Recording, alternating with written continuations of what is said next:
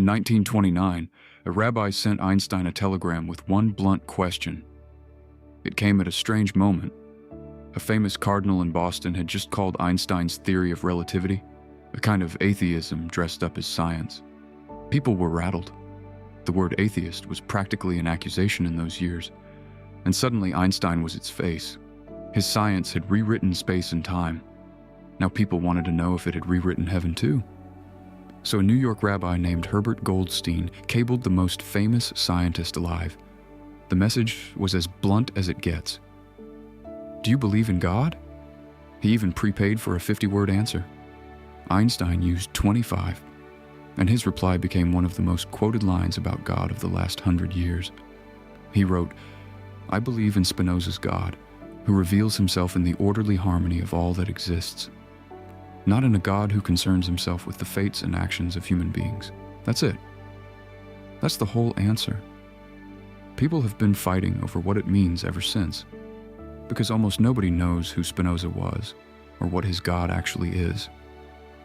So let's find out what Einstein was really saying. That one line has been claimed by everybody and understood by almost nobody. The atheists love the second half. No God who meddles in human affairs. See, they say Einstein basically agreed with us. No real God at all.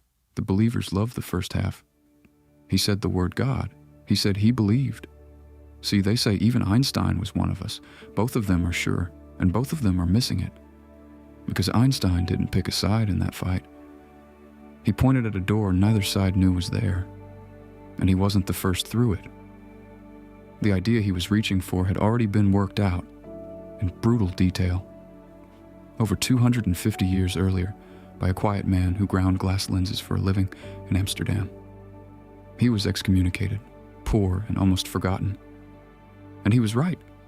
His name was Baruch Spinoza. And his God is one of the strangest, most beautiful ideas anyone has ever had. Once you see it, that telegram stops being a dodge.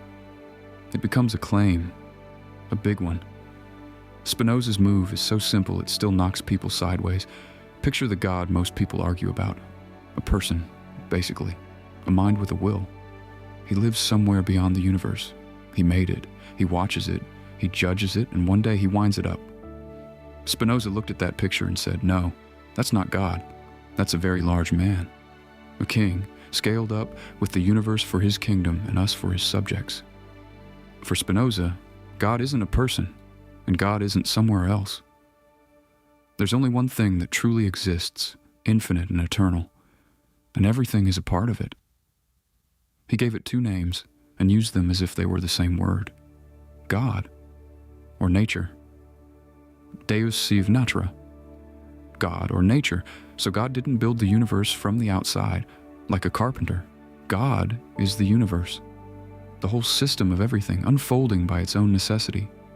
Nothing supernatural, nothing outside. Just the one vast thing, being itself. The stars, the tides, the code in your cells, the thought you're having right now.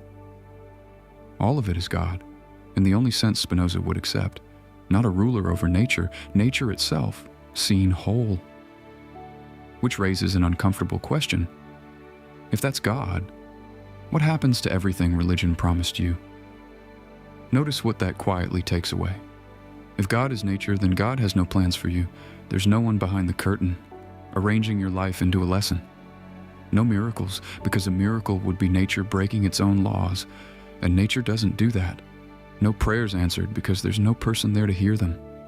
No final judge keeping score, no reward waiting, and no punishment. For a lot of people, that lands like a loss. It can feel cold, even cruel. A universe that isn't watching, isn't rooting for you, doesn't care. But here's where Spinoza turns it around. He doesn't think he removed the wonder.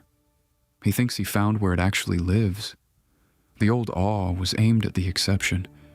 The sea splitting, the dead rising, God reaching in to break his own rules.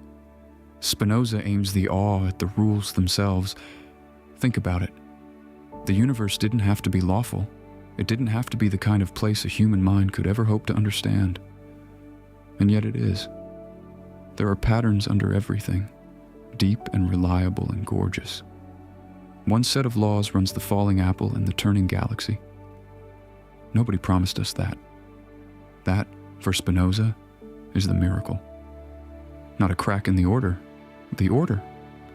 He even had a phrase for seeing the world this way, sub specie eternitatis, under the aspect of eternity.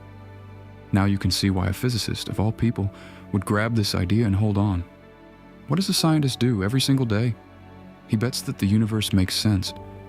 He assumes there are laws, that they hold here and on the far side of a galaxy, that a human being with a pencil can actually find them. That assumption isn't provable. It's a kind of faith, and the whole of science is built on it.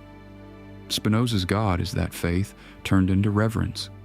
It says the lawfulness you're counting on isn't just a lucky tool. It's the deepest fact there is. The universe is readable, and that, he thought, is closer to sacred than anything in a temple. Einstein called the feeling that came with it a cosmic, religious feeling, awe at the sheer, intelligible vastness of things with no person to thank for it. He was careful, though, always. He said plainly he didn't believe in a God who rewards and punishes. He didn't like being called a pantheist or an atheist or much of anything. He wasn't signing a doctrine. He was borrowing Spinoza's God to name a feeling he already had. The feeling of standing in front of the universe and being floored by it. So was Spinoza an atheist? His enemies were certain of it. In his own lifetime, this was not a cozy academic idea. It was dangerous.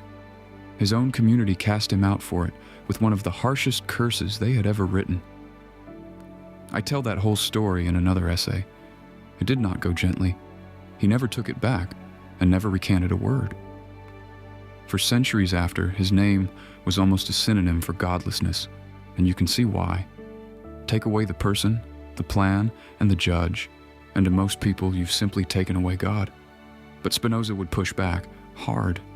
He hadn't deleted God. He'd said God was infinitely bigger than a person. He'd have said his accusers were the small ones, shrinking the infinite down into a man on a throne. To worship a giant king, he thought, was to miss the actual miracle. There's a name for his real position, pantheism. The view that God and nature are not two things but one. Not a God above the world, not no God at all. The world itself, taken as holy. Here's what changes if you actually take it on. Most of us carry a quiet background story, that we're strangers here. Souls dropped into a foreign world, watched and tested, trying to earn our way somewhere better. Spinoza's picture erases that story completely. If God is nature and you are a part of nature, then you are not a visitor. You are not separate from the universe, negotiating with it from the outside. You are a piece of the one thing that exists, a small, temporary, astonishing part of it that woke up. And your understanding isn't you looking at nature from across a gap. It's nature folding back on itself, coming to know a little of what it is. Understand a law of nature, and the universe is understanding itself through your eyes. That was the highest thing Spinoza could imagine. He called it the intellectual love of God, the love you feel when you understand the whole and see that you were never outside it. This isn't a slogan about being made of stardust. It's quieter and heavier than that. It means you belong here. Not because someone chose you, because there is nowhere else and no one else to belong to. You're already home, and you always were. Stoicism tells you to accept the universe you can't control. Spinoza tells you why. You're not facing it. You're made of it. So go back to that telegram and read the 25 words again. I believe in Spinoza's God, who reveals himself in the orderly harmony of all that exists. Einstein wasn't dodging the question, and he wasn't quietly confirming the God from a children's Bible. He was pointing at a third answer, the one almost nobody offers, that the universe itself might be the only sacred thing there is, lawful and vast and completely indifferent to your name. And the strangest part isn't out there in the galaxies. It's that a piece of that universe, for a little while, gets to sit here and understand it. That's the part that should stop you cold. You don't have to believe any of it, but it's worth seeing clearly, at least once, before you decide. Because it has been sitting quietly inside the word God the whole time, waiting for someone to actually look.